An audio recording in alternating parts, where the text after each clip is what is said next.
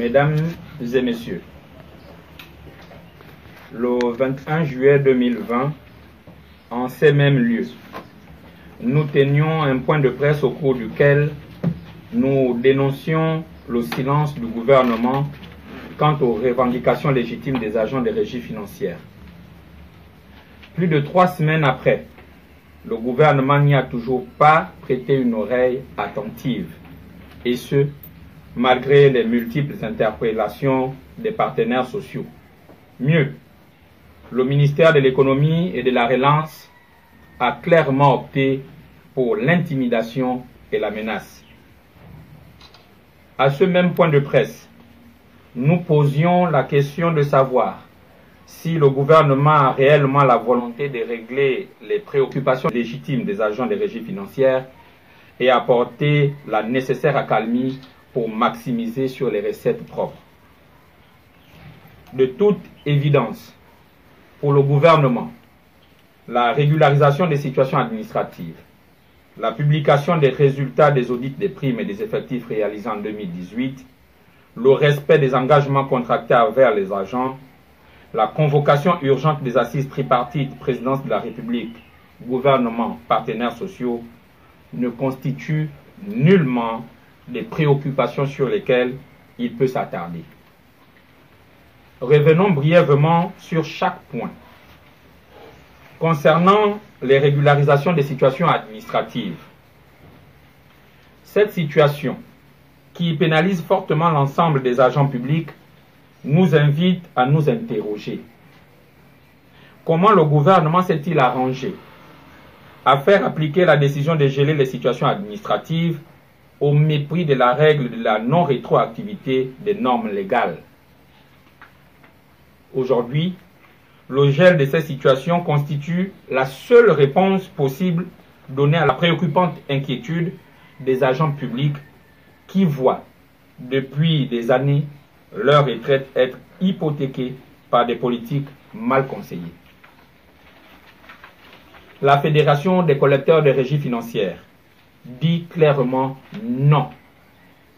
Il n'est plus question pour les agents publics de supporter les turpitudes du gouvernement et que chacun prenne ses responsabilités.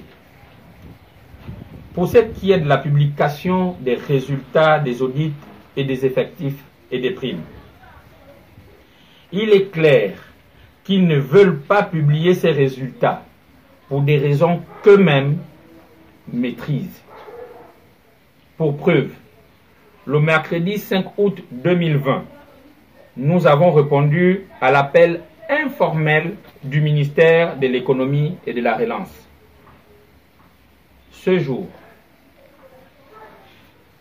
n'a fait que conforter notre position et renforcer notre détermination à ce que ces résultats soient rendus publics.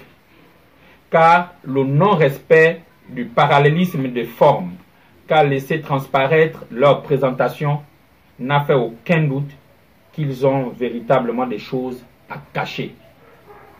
Mesdames et messieurs, aujourd'hui, tout est prétexte à cause de la Covid-19.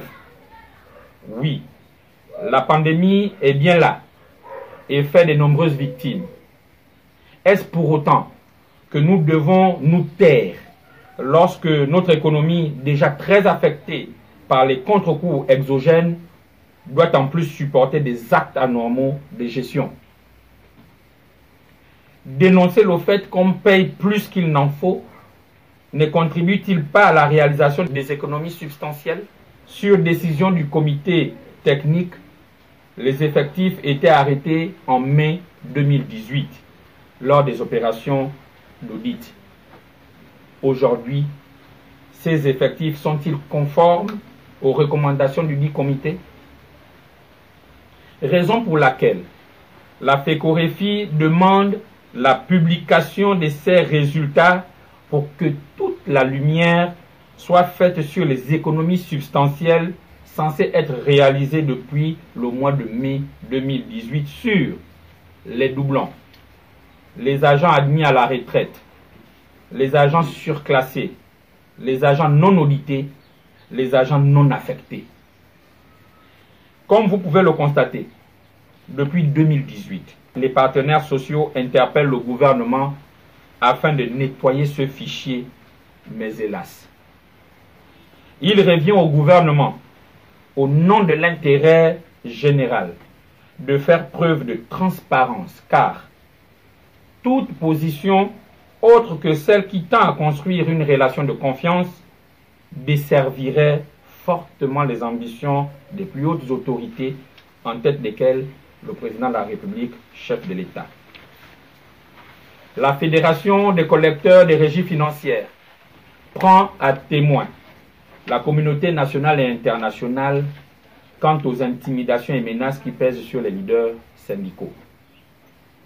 Dans certaines administrations, des listes de présence circulent afin de dissuader les agents en attente de régularisation des situations administratives depuis plus de 5, 8, voire 10 ans de revendiquer un droit fondamental qu'est celui de garantir son emploi.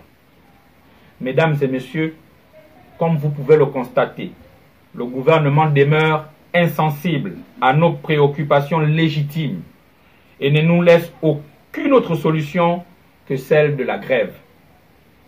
Arrivé à ce point d'enlisement, la seule issue envisageable est l'intervention de la présidence de la République pour ramener la sérénité et le calme dans les régies financières. À l'attention de tous, les régies financières n'ont ouvert aucune négociation. La grève générale illimitée sur toute l'étendue du territoire se poursuit. À l'ensemble des agents des douanes, des impôts, des hydrocarbures et du trésor, restez chez vous. Ensemble, et au nom de l'intérêt supérieur de la nation, bâtissons dans un partenariat franc, sincère et responsable notre édifice commun et jouissons des fruits de notre travail. Nous vous remercions.